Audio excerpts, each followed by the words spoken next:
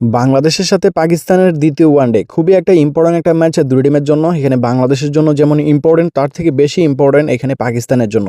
পাকিস্তানকে অবশ্যই সিরিজ সমতায় থাকতে হলে এই ম্যাচটা উইন করতে হবে। আর এখানে প্রথম ম্যাচটা তারা খুবই বাজেভাবে হারছে, এই ম্যাচ দিয়ে চাইবে কামব্যাক করতে। আর বাংলাদেশ চাইবে এই ম্যাচটা উইন করে সিরিজটা জয়লাভ করতে, এক ম্যাচ হাতে রেখেই। তো আজকের ম্যাচটি হচ্ছে যে কোন মাঠে হবে এবং হচ্ছে মাঠের কি গড়, তার পাশাপাশি দুই টিমের রেকর্ড, প্লেয়ারদের ফর্ম, এভরিথিং কিন্তু খুঁটিনাটি ডিটেলস কিন্তু আমরা অ্যানালাইসিস করব এই ভিডিওতে। প্রথম ম্যাচের হচ্ছে যে আমরা অ্যানালাইসিস করেছিলাম, আপনারা কিন্তু কাটায় কাটায় মিল পেয়েছেন, ইনশাল্লাহ আজকেও পাবেন। ভিডিওটা সম্পূর্ণ দেখবেন।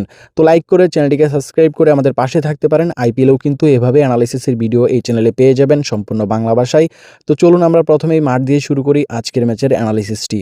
স্টেডিয়াম সম্পর্কে অ্যানালাইসিস করলে দেখতে পারবো শেরেবাংলা ন্যাশনাল স্টেডিয়াম মিরপুরে হবে আজকের ম্যাচটি। প্রথম ওয়ানডেতে বাংলাদেশ কিন্তু এখানে জয়লাভ করেছে পরে ব্যাট করে, এবং 114 রানের মতো যারা ফেস বোলার আছে তারাও কিন্তু ভালো করবে, তবে স্পিনারদের চাহিদা কিন্তু বেশি। ওভারঅল দিক থেকে দেখতে গেলে এখানে যারা হচ্ছে যে প্রথম ব্যাট করে যদি ভালো একটা স্কোর দাঁড় করাতে পারে 280 থেকে 90, তাহলে কিন্তু প্রথম ব্যাটের পক্ষে ম্যাচটা থাকে। তবে এখানে যদি আপনি দেখেন লো স্কোরিংয়ে আটকাতে পারে, এখানে যেরকম বাংলাদেশ পাকিস্তানকে আটকালো, তাহলে কিন্তু সেকেন্ড ব্যাটের পক্ষে ম্যাচটা থাকবে। আর তার পাশাপাশি এখানে আজকের ম্যাচটা আমার কাছে মনে হয় পিচ অনুসারে রানটা হবে। পিচের আপডেটটা অবশ্যই ইম্পর্টেন্ট একটা বিষয়, এবং স্পিন বল কিন্তু ভালো করবে আজকের এই ম্যাচে। বাংলাদেশ প্রথম ম্যাচেই কিন্তু আমাদের মন জয় করে ফেলছে, কারণ এখানে পাকিস্তানকে হারালো, কিন্তু এমনভাবে হারাবে তা আমরা কখনো কল্পনাও করতে পারি নাই। এখানে কিন্তু একতরফা বাংলাদেশ ম্যাচটা কিন্তু উইন করেছে এবং খুবই ভালো খেলেছে। বাংলাদেশের জন্য কিন্তু এখানে শুভকামনা। তো এখানে যদি আমরা দেখি, পাকিস্তান কিন্তু এই ম্যাচ দিয়ে চাইবে ঘুরে দাঁড়াতে, তবে রিসেন্টলি যে ফর্মটা সেটা কিন্তু এখানে বাংলাদেশের ভালো, পাকিস্তানের কিন্তু অনেকটাই খারাপ। তার পাশাপাশি এখানে যদি দেখি দুই টিমের ইতিহাসটা কিন্তু এখানে খুবই ভালো পাকিস্তানের, কারণ 40টি ম্যাচ হয়েছে দুই টিমের মধ্যে ওয়ানডে ইতিহাসে। এখানে 40টির মধ্যে 34টি পাকিস্তান, 6টি মাত্র বাংলাদেশ উইন করেছে।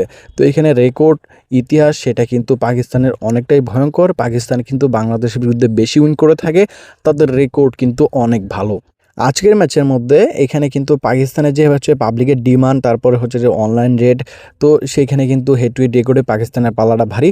তবে এখানে রিসেন্টলি ম্যাচের বাংলাদেশের ফর্ম, তার পাশাপাশি মাঠের হচ্ছে রেকর্ড, এবং হচ্ছে টিমের যে হচ্ছে প্লেয়ারদের ফর্ম, সেই হিসাবে কিন্তু বাংলাদেশ এগিয়ে। তো আপনারা কিন্তু ভালো একটা লড়াই দেখতে পারবেন আজকে, দুই দিকে রেট ওঠানামা করবে, এবং আপনারা কিন্তু ভালো একটা ম্যাচ আজকে উপভোগ করতে পারবেন। এভাবে অ্যানালাইসিস পাওয়ার জন্য ভিডিওতে লাইক করে চ্যানেলটিকে সাবস্ক্রাইব করে আমাদের পাশেই থাকতে পারেন। ইনশাল্লাহ চেষ্টা করি সবসময় আপনাদের এভাবে অ্যানালাইসিসের ভিডিও দেওয়ার জন্য।